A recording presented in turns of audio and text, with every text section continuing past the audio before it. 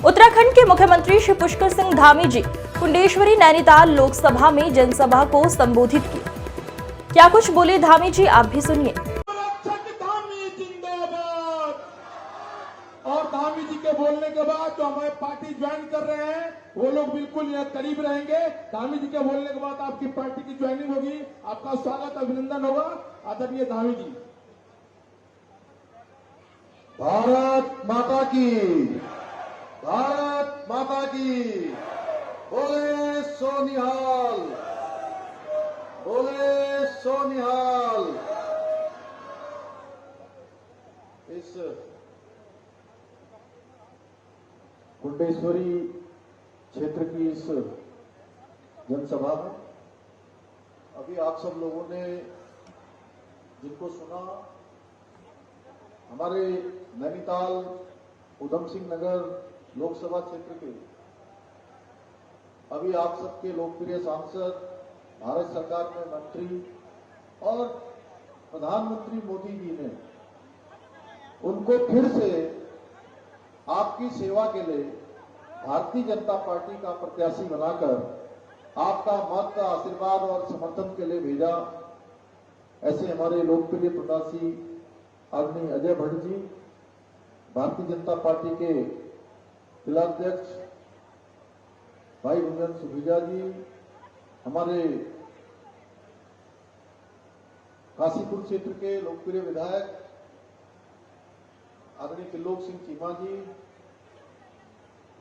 इस क्षेत्र से जिन्होंने विधानसभा का चुनाव भारतीय जनता पार्टी के प्रत्याशी के नाते आप सबके बीच में हमेशा जो काम करते हैं, आपकी चिंता करते हैं, ऐसे भाई राजेश कुमार जी, भारतीय जनता पार्टी के प्रदेश महामंत्री भाई खिलेंद्र चौधरी जी, प्रदेश मंत्री श्री गुरविंदर सिंह चंडोल जी, विधानसभा प्रभारी राम मल्होत्रा जी, लोकसभा के संयोजक विवेक सक्सेना जी, सुदेश चौहान जी जिला महामंत्री, हमारे श्री दीपक बाली जी, वरिष्ठ नेता श्री कमलेश जी, प्रदेश मंत्री ओबीसी मोर्चा राजेश सैनी जी, मंडल अध्यक्ष कमल भट्ट जी, श्रीमती उमा जोशी जी, जिला अध्यक्ष महिला मोर्चा प्रकाश सिंह जी, राजकुमार जी, परमिंदर सिंह बिल्क जी, संजीव कुमार जी, बिट्टू चौहान जी,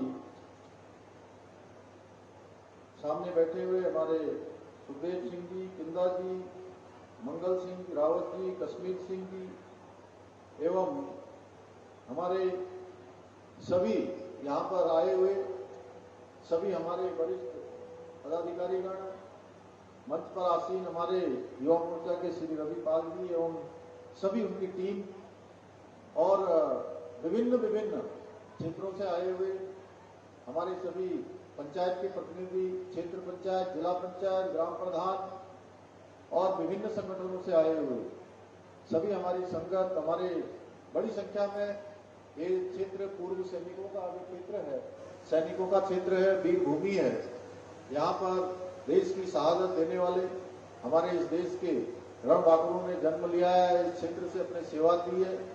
मैं इस क्षेत्र के सभी बड़े बुजुर्गों को, माताओं बहनों को, नौजवान साथियों को, हमारे पत्रकार मित्रों को, छायाकार बंधुओं को, सबका मैं अपनी ओर से बहुत अभिनंदन करता हूं, बहुत स्वागत करता हूं।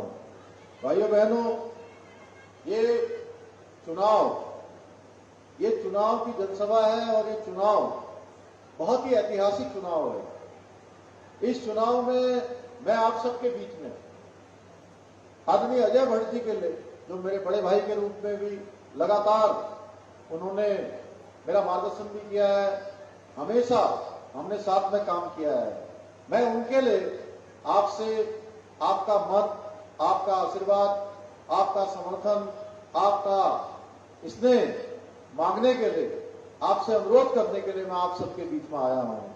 हम सब जानते हैं इस बार आपका एक एक मत, जो भी मत आप कमल के फूल वाला बटन दबाएंगे, दूसरे नंबर पर जो इनका चुनाव निशान है, और आप एक बार बटन दबाएंगे वो मत आपको भी जाएगा और सीधे सीधे प्रधानमंत्री मोदी जी को भी तीसरी बार प्रधानमंत्री बनाने के लिए वहां पर जो है एक मत जुड़ जाएगा। भाइयों बहनों, ऐतिहासिक मत आपका होने वाला है, क्योंकि इस बार का जो चुनाव है, इस बार का चुनाव थोड़ा अलग है। हर बार के चुनाव में देश में चर्चा चलती थी कि अभी सरकार किसकी बनेगी। इस बार इस प्रकार की चर्चा नहीं है भाइयों बहनों। इस बार एक ही चर्चा है कि मोदी जी की सरकार बनने वाली है। आप किसी से पूछेंगे किसकी सरकार बन रही है, कहेंगे कोई सामने है ही नहीं।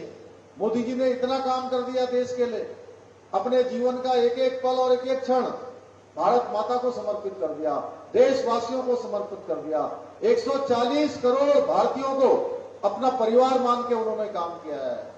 और जो उनके 10 साल की तपस्या है, जो त्याग है, जो एक एक क्षण और एक एक पल उन्होंने आप सबके लिए लगाया है, देशवासियों के लिए लगाया है, हम सब लोगों के लिए लगाया है, उस तपस्या का फल आने का समय आ गया भाइयों बहनों। 19 तारीख को हमने बड़ी संख्या में माननीय अजय भट्ट जी को वोट देकर, माननीय प्रधानमंत्री जी को वोट देकर उस महायज्ञ में, जो देश के लोकतंत्र का महायज्ञ है, उस महायज्ञ में अपनी आहुति सुनिश्चित करनी है। हम सब जानते हैं अजय भट्ट जी माननीय प्रधानमंत्री मोदी जी के मंत्रिमंडल के सहयोगी हैं। भाइयों बहनों, मंत्रिमंडल के सहयोगी होने के नाते पूरे देश भर का काम आपके जिम्मे था। उसके बावजूद आपने हमारे इस नैनीताल उधम सिंह नगर क्षेत्र लोकसभा के मुद्दों के साथ साथ पूरे प्रदेश के अनेक मुद्दों को केंद्र सरकार में पैरवी करी है। उसका परिणाम हुआ है आज अब ये कुंडेश्वरी और यही काशीपुर के पास है। काशीपुर से धामपुर जाने वाली जो रेलवे लाइन है, उसकी डीपीआर की हमको स्वीकृति मिल गई है भाइयों बहनों। आने वाले समय में यहां बनेगा। यहीं पर हमारे यहां पर एम्स बनने वाला है, जमरानी बाग बनने वाला है, अमृतसर हरमिंदर साहब के लिए जाने वाली ट्रेन, जिस रेल के लिए हम लंबे समय से प्रतीक्षा कर रहे थे, उस ट्रेन की स्वीकृति भी हमको मिल गई है भाइयों बहनों। आने वाले समय में यहां से जो हम इधर रामपुर के रास्ते से होते हुए मुरादाबाद पहुंचते हैं, वो सड़क हमारी चौड़ी होने वाली है।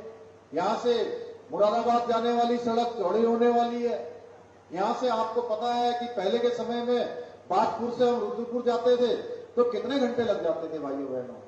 यहां से हम हरिद्वार जाते थे, कई घंटों लग जाते थे। अरे भाई, कई बार लोग कहते हैं सांसद जी इस गांव में नहीं पहुंचे, सांसद जी वहां नहीं पहुंचे।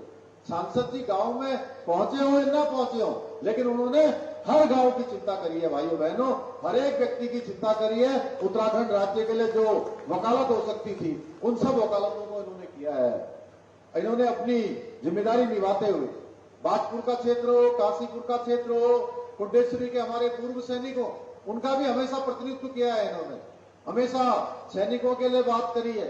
1 रैंक और 1 पेंशन अगर प्रधानमंत्री मोदी जी ने लागू किया है तो भाइयों बहनों, उत्तराखंड के लोगों को उससे सर्वाधिक लाभ हुआ है। उत्तराखंड जहां देवभूमि है, देवभूमि के साथ साथ वीर भूमि होने का भी गौरव उत्तराखंड को प्राप्त है भाइयों बहनों। मुझे याद है कारगिल शहीदों के परिवार में जब मैं यहाँ गया था, आज से बहुत साल पहले, मुझे ध्यान है कि हमारे यहाँ पर हमारी पार्टी की एक संस्कृति रही है, एक परिपाटी रही है कि हम सैनिकों का सम्मान करते हैं, सैनिकों पर गर्व करते हैं। और उस विभाग के मंत्री रहते हुए आपने पूरे देश के अंदर सैनिकों का मनोबल बढ़ाने का काम किया है भाइयों बहनों। जो सैनिकों को अच्छी वर्दी नहीं मिलती थी, अच्छे कपड़े नहीं मिलते थे, अच्छे बूट नहीं मिलते थे, अच्छे उपकरण नहीं मिलते थे, अच्छा भोजन नहीं मिलता था, वो सारा का सारा भोजन, उनका प्रोत्साहन बढ़ाने का काम हमारे प्रधानमंत्री मोदी जी ने किया है। और उस रक्षा विभाग के मंत्री के नाते राजनाथ सिंह जी और अजय भट्ट जी ने उस काम को आगे बढ़ाने का काम किया भाइयों बहनों।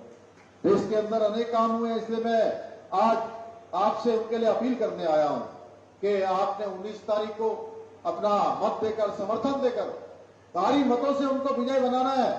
हम सब जानते हैं पिछले 10 सालों में प्रधानमंत्री मोदी जी ने किस प्रकार से काम किया है। 25 करोड़ लोग पिछले 10 सालों में गरीबी रेखा से बाहर हुए हैं। इसके साथ साथ शिक्षा का क्षेत्र हो, स्वास्थ्य का क्षेत्र हो, या हमारे अन्नदाता, कृषि करने वाले कृषकों का क्षेत्र हो, हर क्षेत्र में अनेक काम हुए, अनेक तरक्कियां हुई है भाइयों बहनों। और 2047 तक देश को विकसित भारत बनाने का संकल्प लिया है प्रधानमंत्री मोदी जी ने।